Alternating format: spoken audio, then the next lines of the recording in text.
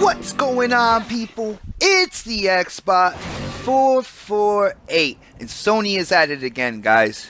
You know, they announced that the PlayStation VR was going to come out this year. They announced a price tag of $400 to $500, depending on if you're just getting the headset, which doesn't work without the camera, or if you're going to get the bundle. Alright, bundle's $500, headset's $400. Now, Sony's thinking, and they're like, well, if you're going to spend that much money on a VR headset, hey, why not spend another $400 on a more advanced console that you already own? It seems that the gaming media is getting almost superiorly, if that is a word. They are getting more and more confident that a PlayStation 4.5 or a PlayStation quote-unquote 4K will be releasing this year. I came across an article from Eurogamer, and I will put a link in the description below. I definitely suggest reading the article. I want to know what you guys think about this. I want to know if you read the article already. I read it this morning. But basically stating that they are almost positive that the 4.5 or 4K will come out. Now, I want to clear up something here. When we say PlayStation 4K, I'm not talking about 4K gaming. And they go into this article and they kind of explain why it won't be 4K gaming. When you say 4K, they're talking about UHD media, which is basically like Netflix streaming in 4K, stuff like that. Alright? Although, there could be some 4K features that you can use in games, like HDR and a higher color gamule, stuff like that. But they're not talking about 4K gaming. So I just wanted to set that straight. Alright? Now, some of the interesting things I saw in this article is when they were breaking down like supposed hardware architecture and stuff like that for this new PS4, they're talking about a boost in the GPU, but not really a boost in the CPU. Now, for people who have been following this generation in terms of hardware, it is, you know, it's been said that the PS4 actually has the stronger GPU, but has a weaker CPU compared to the X1. So, in this article, they're stating that they're going to make their strength stronger, but they're not going to do anything about their weakness, and their weakness being the CPU. That's a little odd to me. If you're going to go back and kind of, you know, reissue a more advanced console, you would think that they would kind of focus on their weaknesses as well and do something about that, but Eurogamer doesn't believe they're going to do that.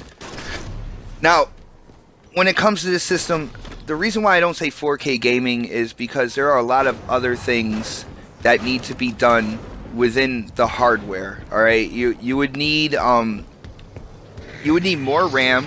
You would need faster RAM than what they have in the system right now. So when it comes to RAM, there's a lot of costs there, and I don't think that they're gonna put everything into this system. You know, they're gonna try to save money as always, and I don't think they're gonna beef up the RAM in the system as well. But that's just my opinion. I know Eurogamer believes that because they said the same thing. Not only that, there just has to be updates to the hardware all the way around. So native 4K gaming isn't coming this generation. Now, could there be an upscale to 4K? That I'm not so sure about. And if they can do that, I know Microsoft could do that as well. Now, see, the thing is here is the gaming community is now stating what Phil Spencer said, but they're accepting it now. When Phil Spencer talked about, you know, the upgrades and the evolution in gaming when it comes to mobile and PC, and how he's, you know, doesn't see why the console can't do that as well, and he kind of started talking about an upgradable console, it seemed that the gaming community just kind of left it with questions.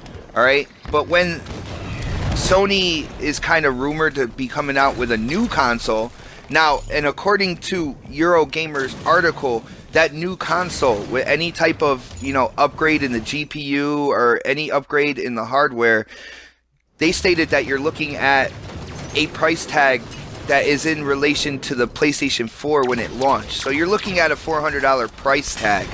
All right, it's not like they're coming out with a slim version that is a cheaper price. That kind of makes sense. All right, you know, you're gonna upgrade the hardware and stuff like that to do something added. The price is gonna show this. But it just seemed that when Sony announced, like, well, they haven't announced it, but when Sony is rumored to come out with a new console, then the stuff that Phil Spencer said about, you know, the evolution in gaming and trying to bring consoles on par with PC and mobile in terms of evolution, now that is credible. Before, it was more of just questions. I actually like being on, I like being in the Microsoft gaming community right now, because when you think about it, I would rather, and this is thinking about price point and stuff like that, I would rather, you know, every 3 years have the ability to buy an upgrade for my system than every 3 years buy another system. All right, I don't want to spend $400 on a system and then 3 years later spend another $400 on a system and have it go that way. I would rather, you know, spend $400 to $500 on a system, and after 3 years spend $100 to $200 on, I don't know, a GPU upgrade, something like that.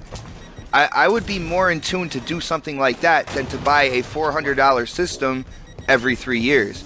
That's my personal preference. I don't know what you guys think. Definitely hit up that comment section. I want to know what you think. But not only that, Sony has also announced today that they are creating a studio to deal with mobile games. Mobile games to the iOS. So basically, Sony is going to be bringing PlayStation games to iPhones. Now, this, again, I like being a part of the Microsoft gaming community, because what they're trying to do with the Universal Windows platform, what developers are, you know, what they can do is they can make a game for one device, and then they can just code in for different devices, and that game will scale up or down according to what device you're playing it on.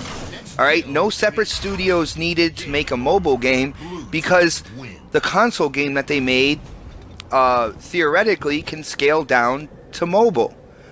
See, I really look at that as an advancement in technology. It just seems like a new way of doing things that can open doors in the future.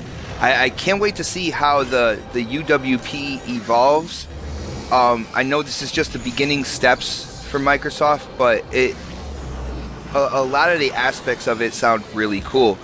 And it's just, to me, it just seems like something better than having to create a studio to do mobile and stuff like that. But this is my video for now. I definitely want to know what you guys think. What do you think about, you know, the possibility of having to buy a console every 3 years? Do you like that better than the possibility of buying upgraded parts to a console every 3 years, saving, you know, a couple $100 here and there? What do you think about 4K gaming? Do you think Sony is going to try to kind of, you know, use wordplay to have the casual consumer believe that, you know, 4K gaming is going to be on the PS 4.5? Do you think the PS 4.5 is even going to come out? Definitely hit up that comment section. I want to know what you guys think. As usual, if you haven't subscribed, definitely subscribe. I do have the giveaway coming up. You know, I'm less than 100 subscribers until I give away an Elite controller. So definitely tell your friends, you know, post links to this video on, you know, Facebook, on Twitter. I can't wait to give this thing away. I have an Elite controller myself. This thing is absolutely fantastic. All right. But as for now, this is the Xbot 448, and I am definitely signing off.